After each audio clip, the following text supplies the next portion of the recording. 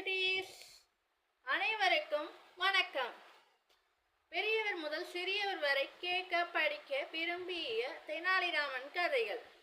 கதையின் தலைப்பு குதிரை விலை. கதைக்குள்ள போலாமா?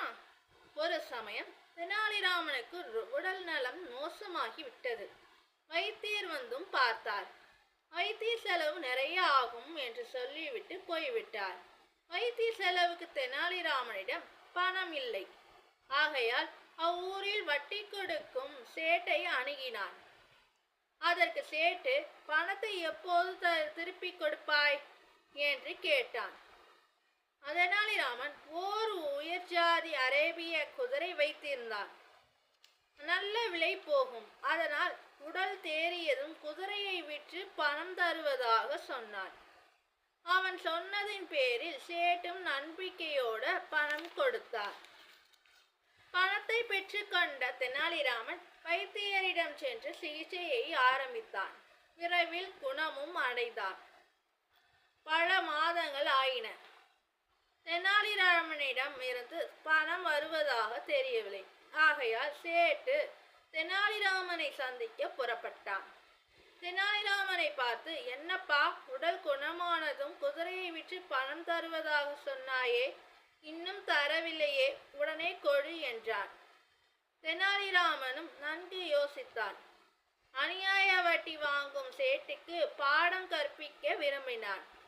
சரி, குதிரையை விற்று பணம் தருகிறேன், என்னுடன் நீயும் வா என்று அவனையும் அழைத்து கொண்டு பக்கத்து ஊரில் நடக்கும் சந்தைக்கு புறப்பட்டான். போகும்போது குதிரையையும் கூடவே ஒரு பூனையையும் அழைத்து சென்றான். சந்தையில் தெனாலிராமனின் கம்பீரமான குதிரையை பார்க்க பெரிய கூட்டமே கூடிவிட்டது. அப்போது ஒரு பணக்காரன் தெனாலிராமனை பார்த்து, உன் குதிரை என்ன விலை என்று கேட்டான். அதற்கு தெனாலிராமன், குதிரையின் விலை 1 பவுன் தான், இந்த பூனையின் விலையோ 500 பவுன். ஆனால் இந்த பூனையையும் சேர்த்து வாங்கினால்தான் இக்குதிரையை கொடுப்பேன் என்றான். தெனாலிராமனின் பேச்சு அவனுக்கு விசித்திரமாக இருந்தாலும் குதிரையை வாங்க வேண்டும் என்று மிகுந்த ஆவலில் 501 பவுன் கொடுத்து குதிரையையும் பூனையையும் வாங்கிச் சென்றான். பின் தெனாலிராமன் சேட்டிடம் 1 பவுனை மட்டுமே கொடுத்தான்.